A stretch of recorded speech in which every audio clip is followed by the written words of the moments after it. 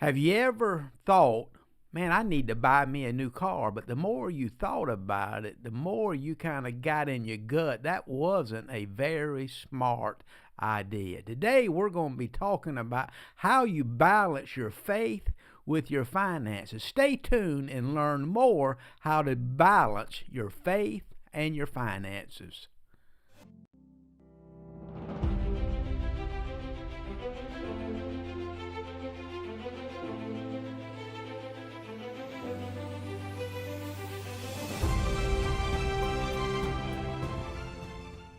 You know, God has given us all kind of resources. In His Word, He calls us to be faithful stewards or managers of what He's given us. But sometimes it gets kind of difficult to balance our finances with our faith. Because we may want a new car, we may want a new house, we may want a new dress, we may want this or that, but we get to thinking about it, is this really a smart financial move? Is this really what God wants me to do with all His money that He has entrusted into me? Today we have a very special guest that's with us. His name is Gracion Shaw, and he is an investment advisor at Christian Values Investing, and he's going to help share with us today on how we balance our finances with our faith. Grayson, what really comes to mind initially when you hear that, balancing your finances with your faith?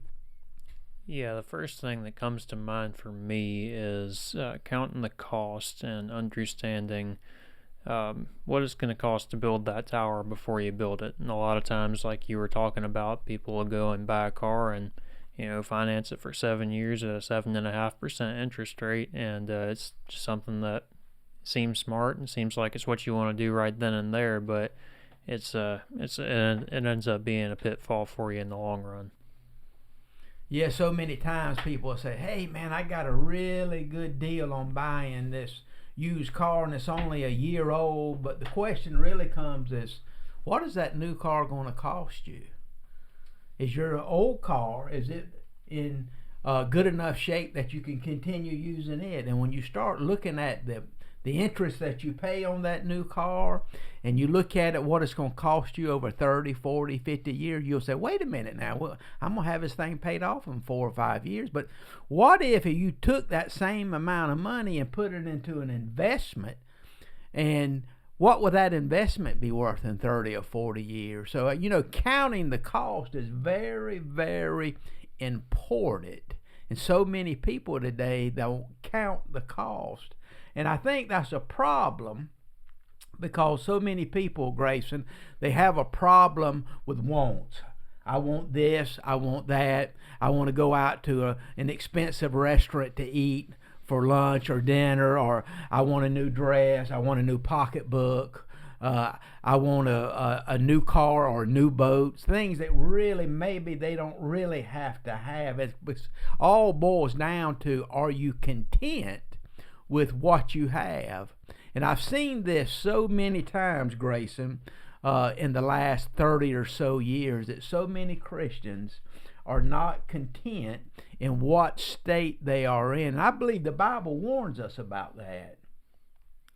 Yeah, I think you're right. It's real easy, especially in America, a place of plenty, to fall into consumerism and really want to just stack up as much stuff as you possibly can. But it is important to realize that we are supposed to be good stewards. In Matthew 25, in the parable of the talents, they didn't go out and buy cars. They didn't go out and buy a fresh new wheelbarrow, the brand new one that cost a whole bunch of money. What they did was they invested it so that they would be able to have more when the master came back and was expecting it. And yeah, that is a money story, but it also applies to other gifts as well. What are you doing to advance God's kingdom? And it's also important to do that with money. How are you handling it? Are you going to squander it? Are you going to bury it in the sand? Or are you going to allow it to work for you using biblical principles? Well, Grayson, debt is basically a trap. And so many people don't realize that. It's there to snare you. And we have to try to avoid it as much as we can. When we want something, when we're not satisfied, instead of going into debt to buy it, start saving some money, put it to the side until you actually have enough money to buy what you want. And by the time you get that money saved up, a lot of times what you thought you couldn't live without, actually you decide you don't want it anymore. And so debt, if you'll start looking at debt as being a trap, something to ensnare you, to hold you in bondage, and look at it through those type lenses, a lot of times you'll turn away from debt and you can become more financially free. Grayson, what is some other things like generosity and giving should we balance our finances and our faith? Yeah, absolutely. And the elephant in the room with that one is going to be tithing, given to your church. Now, when I say tithe, I don't just mean throwing in $5 a week when you're making $50,000 a year. I'm talking about 10% of your income. That's what God required of the poorest Israelites back in the Old Testament. Why would it be different today? It's important to think just what the cost is of not giving that to the church. What are we robbing God from when we're not giving him his money that he has a lien on, to use a secular word? In the book of Malachi, it talks about how they're robbing God, and how he says to test me on this. If you are generous and you give to me, I will open up the heavens to you. Now, that's not necessarily, God, I'm going to slide you $50, you'll give me 100. But it's a blessing to be able to give and see what he's going to do with what you give him, and how those dollars are going to be stretched beyond what that $50, $100 could have bought you in the first place. Grayson, probably 10, 15 years ago, I heard Ron Ballou say that if the people who claimed to be Christians actually tithe, and they tithe the 10% instead of putting a token in the offering plate, that would give churches another $180 billion per year for ministry. Can you imagine that? Just wrap your mind around that. Another $180 billion. And that's not for people that are not Christians. That's just Christians who are born again Christians and claim they tithe, and they do not. It'd put another $180 billion. Now, I think the thing that most Christians, what they have to balance out here, they'll say, I don't have enough money left to give that true 10%, so I'm just going to give a little bit to God. God says in the Word that for us to try him, like you said, and when we do, that he will pour out a blessing. If you put God first, give your tithes unto God first, he'll make a way. He's done it for me over and over and over in the last 35 years. When I give to God first, he always makes a way. There's always enough in the end to meet all my needs. And I want to challenge you today, if you're not giving, start giving that 10%. And here's the thing with the 10%. The 10%, the tithe, is not the ceiling, it's the floor. That's the minimum amount you should be giving, because the Bible says not only do you give tithes, you'll give offerings also. And so we should be giving unto the Lord, not only with our tithes, but offerings also. What do you think also about investing and ethically investing? What should Christians, how should they balance that out? They may be putting money into a 401k or a 403b, and they really don't have the options to be biblically investing. So how do you think they should look at investing, especially ethically? How Christians should be looking at it, and especially more than anything else, how should a Christian that wants to be a good steward of everything God's given them should be looking at investing? Yeah, for sure. And investing is important. And just like tithing, and where you carve out that 10% to give to God, with investments, it should be the same type of deal. It doesn't necessarily have to be 10% of your check, but it should be something. It should be 3%, 5%. 10% is probably about right if that's what you're trying to save to get to retirement, and you want to be able to save a good amount and be able to live pretty reasonably well in retirement. But yeah, you've got to be able to carve that out and make room in your budget to say, I'm not going to go out to eat this week, or I'm not going to buy this extra thing that would take the place of this money that I'm supposed to be investing. And you've got to be disciplined with it and be able to put it away, because in the long run, that time value is going to increase it exponentially, and it's hard to catch up with that with just buying things that don't appreciate in value. Also, it's important, like he was talking about, to invest ethically. And as Christians, ethically has a different standard than maybe an unbeliever or a secular person in the world. What we specialize in at Christian Values Investing is biblically responsible investing. So we screen out companies that support abortion, tobacco, alcohol, gambling, pornography, LGBTQ movement, all that kind of stuff. And so that means that somebody who is investing in a biblically responsible way isn't profiting off of things that go against God.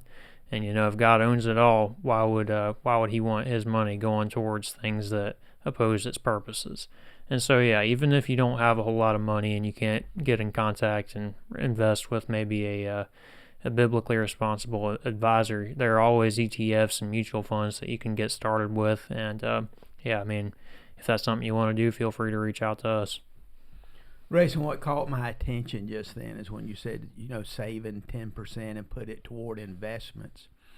If you go back and read the Bible, when Solomon built the temple of God, David, his father, wanted to build it, but he had too much blood on his hands. So Solomon ended up building God's temple. And a lot of people said it was like the eighth wonder of the world. It was so magnificent. But once he built God's temple, it took him 7 years to build that temple. He turned around, took those same guys and built his own house. When he built his own house, it almost took him 14 years to build his own house. So you think about, he gave God 7 years, but for himself, he gave almost double, 14 years. So if we look at that on how we save, if we give God 10%, I mean, if we want to be wise as Solomon, the wisest man that's ever been born, we maybe ought to be saving 20%. And I thought that was very interesting. That's what the wisest man did. He basically gave himself twice what he gave God. But let me ask you this, Grayson. If you were to see somebody, a Christian, and what would you tell them about seeking wisdom and guidance on balancing their faith with their finances? Yeah, so first of all, there's some really good resources out there. I'll plug you in with ours. You're obviously watching the channel, so Covenant Financial Ministries is a really good resource for gleaning financial wisdom. We've got the 9-step roadmap that you can go look at, and it'll show you step by step what the road is to get to financial freedom. And he's also got a couple of books that are out on the topic. But Dave Ramsey's also got a good program that you can go, and they've got probably more just things in general than we have at this time. But yeah, also just asking somebody who is a responsible person as far as finances is always smart. Like if you've got a father-in-law or something who is saved for retirement, he's got $3.5 million, or even if it's less than that, if it's somebody that you look up to and they've done well in their life, ask them, hey, what did you do? What did you avoid to get to that point in your life? And just gleaning wisdom from people who have been successful is always a good strategy, especially with finances. So building a legacy should probably be one of the things that a Christian should consider, wouldn't you say, Grayson? And this legacy is not only does it affect you as the steward of God, as the manager of God, it's also going to have a lot of influence on your family. And we should build a legacy, not only a spiritual legacy, where you teach your kids to love God, to serve God, to pray, to go to church, to give, that type stuff. But we also should be talking to them about leaving a financial legacy, where, the Bible says that a good man uh, giveth to his children's children, gives an inheritance to his children's children.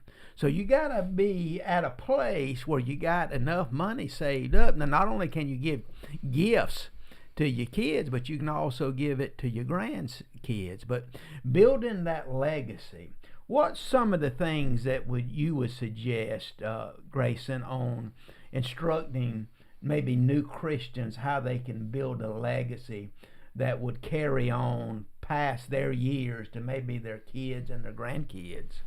Yeah, so that would be assuming that you're already out of high interest debt. It's probably not that big a deal to be paying off a mortgage because you've got that asset that's appreciating and it's building your net worth while you're paying it off. So that's what's called steady plotting. And steady plotting also applies to investing. So like what we were talking about, saving 10%, 15%, 20%, and putting it towards investments, that'll really add up over time, especially if you're being a good steward or entrusting somebody who's a good steward to manage it.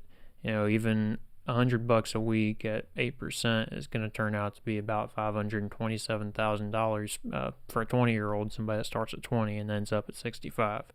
And that's not a whole lot of money. That's only $25 a week. And so once you start earning more money, maybe once you reach 35 through 55 or somewhere in that range, you'll be able to contribute a lot more. And just being able to put aside that money and say, I'm going to deny myself this instant gratification and put it towards something that is more important, like my legacy to my children, or like my legacy that I want to leave to this certain ministry that I'm very passionate about. Then you'll be able to see that grow, and it'll probably be a lot more fulfilling than anything that you could have spent it on yourself. There is a connection between faith and finances. You show me somebody that's having financial problems, I can typically show you that they also have faith type problems, spiritual problems. Because handling money is a spiritual issue, because everything out there belongs to God. And when we're not handling money correctly, finances correctly, we're putting mammon and serving mammon rather than God, we have problems. So we have to learn as Christians to balance our faith with our finances. And you got to do this through much prayer. You got to seek God's face. You got to read His Word. You got to pray, and God will direct your steps. But He is asking us, or not asking, but telling us that we have to put God first, and we got to be a faithful steward of all that God has given us. Until next time, God bless you.